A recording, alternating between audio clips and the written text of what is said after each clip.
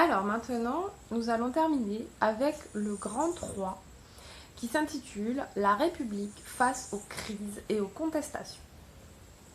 Donc en effet, sur cette fin de 19e siècle, la Troisième République qui enfin s'est affirmée face à la volonté de restauration monarchiste, eh bien, devient un régime établi et elle doit faire cependant face à plusieurs contestations, elle va traverser plusieurs crises. Alors, grand A, tout d'abord, les premières crises. Premier point, la Troisième République est un régime parlementaire, un régime dans lequel le Parlement est au cœur du pouvoir, c'est lui qui nomme le président de la République, qui peut le démettre, et donc les parlementaires ont un rôle très important. Cependant, il y a plusieurs scandales dans lesquels vont tremper des députés et des sénateurs, c'est-à-dire des parlementaires, des gens qui siègent au Parlement, et cela va entraîner une montée de l'anti-parlementarisme, que la population française ne va pas avoir confiance dans les parlementaires. Alors je vous donne plusieurs exemples. En 1887, par exemple, Jules Grévy, qui était le président de la République de l'époque, doit démissionner suite à un scandale dans lequel a trempé un membre de sa famille. Un autre scandale majeur qui arrive en 1892, c'est le scandale de Panama, en lien avec la construction du canal de Panama. Les entreprises qui sont dans cette construction sont accusées de corruption par rapport à plus d'une centaine de parlementaires à l'Assemblée. Donc là, c'est un vrai gros scandale et donc il y a une défiance de la population française face aux parlementaires. Deuxième point maintenant, c'est la crise boulangiste. Le général Boulanger, qui est un militaire haut gradé et un patriote intransigeant envers l'Allemagne, qui veut donc récupérer l'Alsace-Lorraine, mène une campagne politique nationaliste. Alors, le nationalisme, c'est quoi? C'est une idéologie politique qui exalte la supériorité nationale, donc en l'occurrence ici de la France, et qui veut lutter contre les ennemis à la fois extérieurs et intérieurs pour affirmer cette supériorité. Les ennemis, bien entendu, sont dans ce cas les étrangers, qu'ils soient à l'extérieur ou à l'intérieur. Et cette idéologie, elle est donc profondément xénophobe et raciste. Les parlementaires sont tous des corrompus.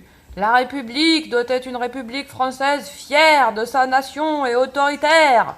À bas les ennemis! Le nationalisme est une idéologie donc d'extrême droite. Donc, Boulanger se présente aux élections à Paris et il est élu député en 1889 avec un programme donc très nationaliste et qui propose de restaurer une république autoritaire et non pas une république parlementaire. Certaines personnes le poussent à effectuer un coup d'État pour prendre le pouvoir par la force et installer un régime autoritaire. Si, monsieur, je vous assure, il faut prendre le pouvoir par la force. Mais je sais pas, je suis pas sûre. Si, il faut faire un coup d'État. Au final, il décide de refuser. Il renonce donc à faire un coup d'État et s'enfuit. Alors, cet épisode marque un bouleversement en fait dans la République puisque on voit émerger des partis nationalistes, racistes, xénophobes et à tendance autoritaire, qui veulent mener vers une politique autoritaire et donc qui déstabilisent la République dans ses valeurs les plus profondes, à savoir la tolérance, la liberté et la démocratie. Donc, la Troisième République, troisième et dernier point, est secouée à la fin du 19e siècle par une vague d'attentats anarchistes. Les anarchistes, c'est l'inverse des nationalistes, c'est-à-dire c'est l'extrême gauche, très révolutionnaire.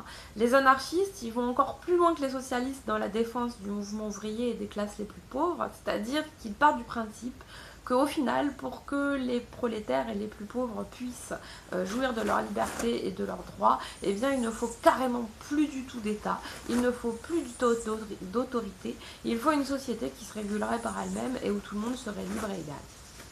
Ces anarchistes portent leurs idées d'une manière qui est condamnable, c'est-à-dire par la violence, puisqu'ils vont perpétrer des attentats, ils vont utiliser le terrorisme, ils protestent contre la violence de la République bourgeoise, contre la classe ouvrière, mais ils le font de manière violente. L'attentat le plus marquant, c'est l'assassinat du président Sadi Carnot, le président de la République, assassiné à Lyon en 1894.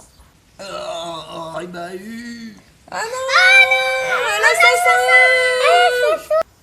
À la suite de tout cela, le Parlement vote des lois qui seront appelées les lois scélérates et qui interdisent la publication de journaux anarchistes en France.